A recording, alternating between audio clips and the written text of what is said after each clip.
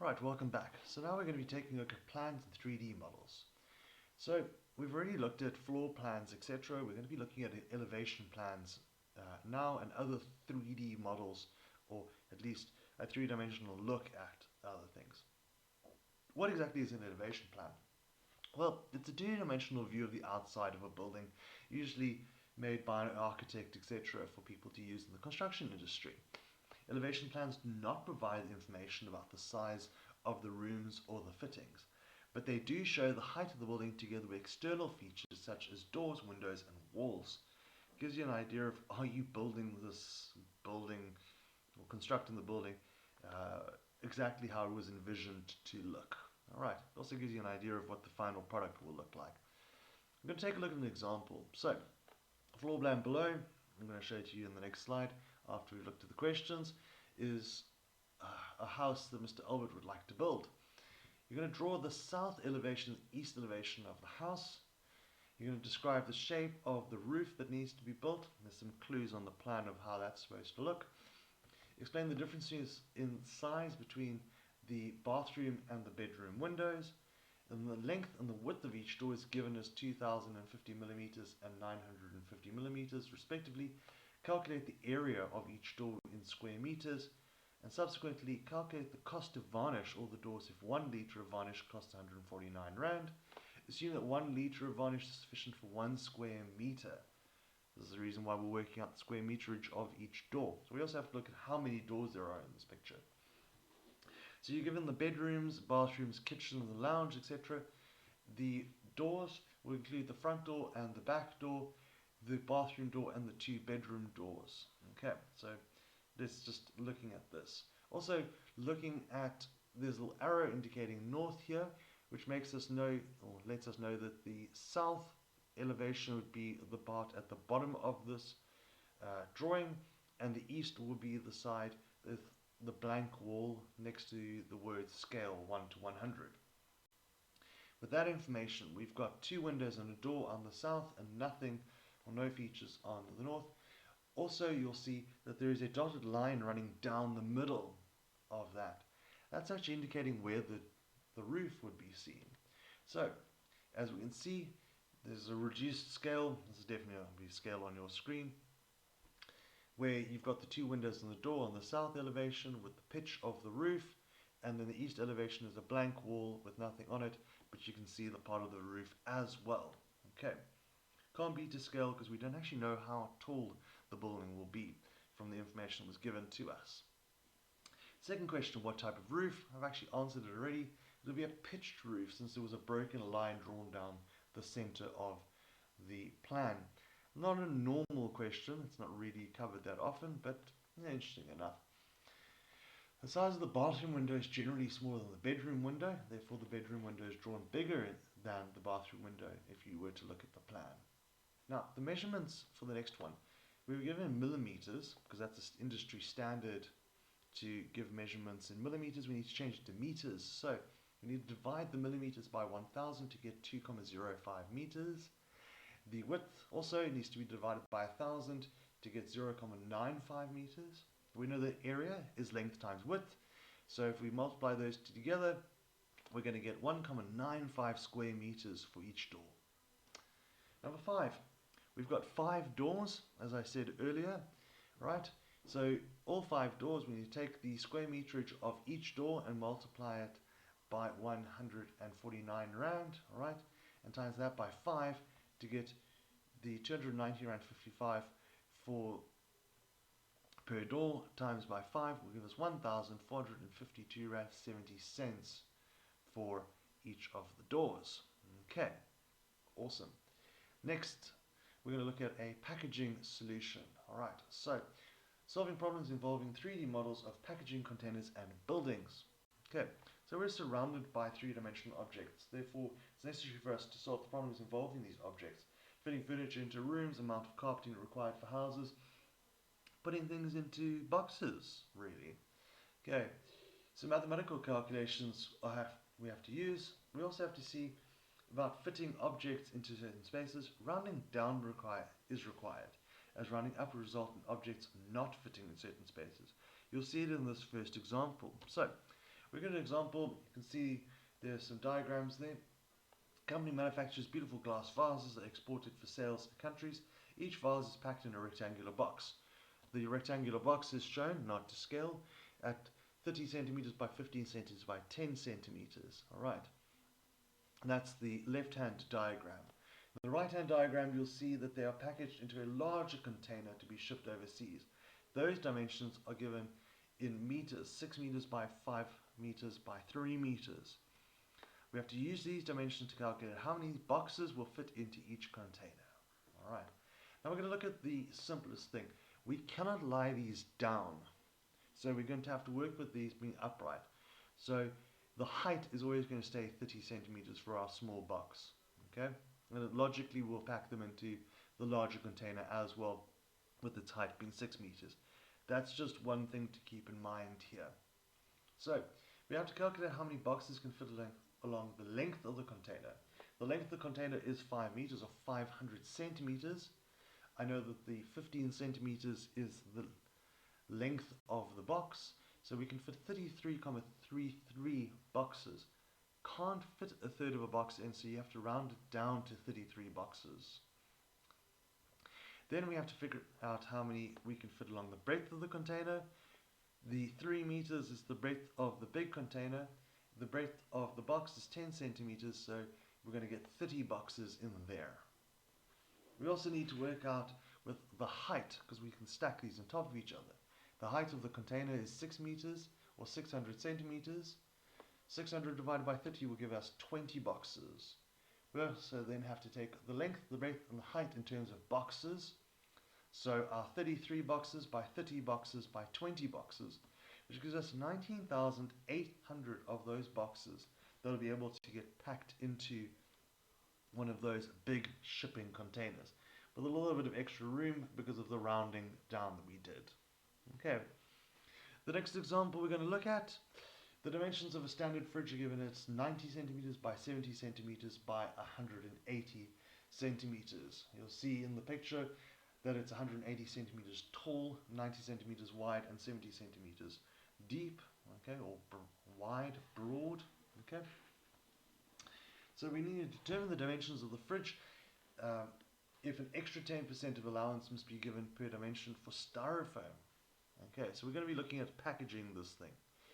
Then we're going to also have to calculate the cost of the cardboard used to package this. It's very expensive cardboard, coming in at 20 cents per square centimeter. Alright, pretty pricey, but anyway. Okay, then the fridges are kept in a warehouse for delivery. The dimensions of the warehouse floor are 15 meters by 12 meters. We're going to have to do some conversions here because we can see that the original dimensions are given to us in centimeters. Okay, to calculate the number of fridges that can be stored in this warehouse. Okay, we cannot stack these boxes, and they should remain upright. Okay, you can't put fridges on top of each other in this warehouse. Also, you can't lie them down because fridges shouldn't be laying down. So let's work this out. First thing, we take the length, we add an extra 10% to it, alright, or 10% of 90, which gives you 99 centimeters. Use the same method for breadth to get 70 centimeters, and height will be 198 centimeters because we're adding extra 18 centimeters to that. Okay, so now we have new dimensions, 99, 77, and 198 centimeters. So when it comes to working out the packaging for this, right, the total surface area needs to cover the new packaging as well, the styrofoam. Surface area, you would be given this formula at 2 times length times breadth plus 2 times length times height plus 2 times breadth times height. Okay, so I substitute my new calculations in there, my new measurements of 99 and 77 and 198 into this whole thing to give us a total surface area of 84,942 square centimeters. Then we have to multiply that to get our cost of the cardboard. As I said, this is going to be pretty pricey because this is 20 cents per square centimeter.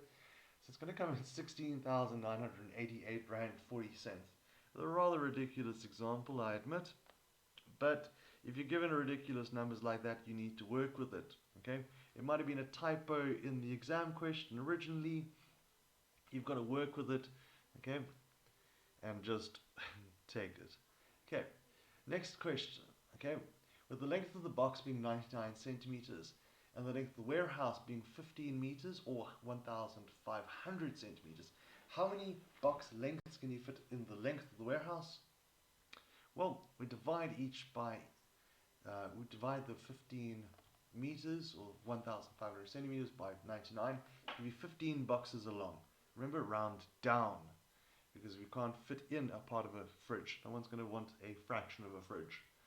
The same thing with the breadth of the box.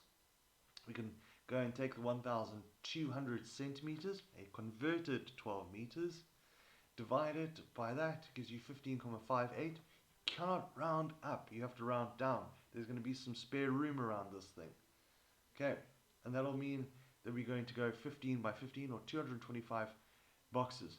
Remember, they told you can't stack them. We don't worry about the height. We only worry about the length and the breadth of these containers. Okay. Next example, we're going to look at some floor area here. So you can see that you're going to floor plan of an office. There are 4 offices within there. Okay. The one office, you're given the length of the office but not the breadth. And there are going to be some calculations involving that, obviously. So, these people want to replace the floors of the offices, not the passage and the bathroom. Okay, or the toilet there. The floor plan also shows us the toilet. You can see that by the fittings. Okay, the tiles are going to be 400 millimeters by 300 millimeters. And a box of tiles costs 115 Rand 99 per box, and there are 10 tiles per box. Some other information that you need to know after this. Calculate the width of the largest office. We've got the length already. Calculate the total area of all of the offices. Fine. Determine the number of boxes of tiles required. An additional 6 boxes are added to allow for breakage and damage of tiles. An additional 7% for cement and other items needs to be added to the total cost of the materials. You're going to look at the total cost of the tiles and then add 7% for the other materials. That's what they're really talking about. The manager of the company claims that the cost of the tiling, excluding labor, will cost approximately 7,000 Rand. Verify his statement by showing all the calculations. Okay, that's a level 4 question, that last one. So the first thing, we've got the area of the first office. We know area is length times breadth. We've got the area and the length. So the area substituted in and the length substituted in leaves us with just the breadth. Rearrange the formula. So we take the area divided by the length to give us the breadth of 3,1 meters. We've got the 4 areas that are given to us. So the total area will just be 62,62 square meters. Continuing on, the area of each tile given in millimeters, 400 millimeters by 300 millimeters, or 0,4 meters by 0,3 meters, is 0,12 square meters. Remember, we have to work in the same units. I always like to convert the straight units, the millimeters, rather than square millimeters and to square centimeters or square meters. All right. So the number of tiles needed, we take the total area of the entire office divided by the area of a single tile, which will give you 521,83 tiles. You round it up, because if you round down, you won't have enough tiles. You've got to cover those gaps. They said the total number of boxes. Well, we know that there are 10 tiles in a box, so 52,2 boxes, 53 boxes, and you have to add the extra 6 boxes for breakage, so 59 total boxes. Okay, 1 box of tiles costs 150 Rand 99. We need 59 boxes, so that gives us 6,843 Rand 41 cents. Then we have to add the additional 7%. So our total costs here will be 7,322 Rand 49 cents, which means the manager underestimated the costs by 322 Rand 49 cents, or 45 cents. I apologize. Okay, right. So 3D models and plans is about optimizing situations here, can we fit everything into a space? You've got your elevation plans, and then you've got your other things where it's fitting things onto a floor plan or into some sort of other container. All right. Remember a couple of things. Do the conversions to the units before you need to do the calculations. Usually makes things a lot easier for you there. Okay, because you don't want to be working with clumsy things like cubic millimeters to cubic meters, or working the other way around. Okay, so it's always simpler to do the straight line conversions unless they're given to you.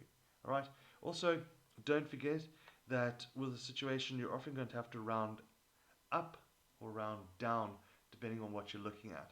So you round down if you're working with how many objects you can fit into a certain area, because you don't want to have part of an object. But things like tiles you can round up because you need to buy extra tiles to cover things there. Okay, so hopefully that's helpful, and stay safe.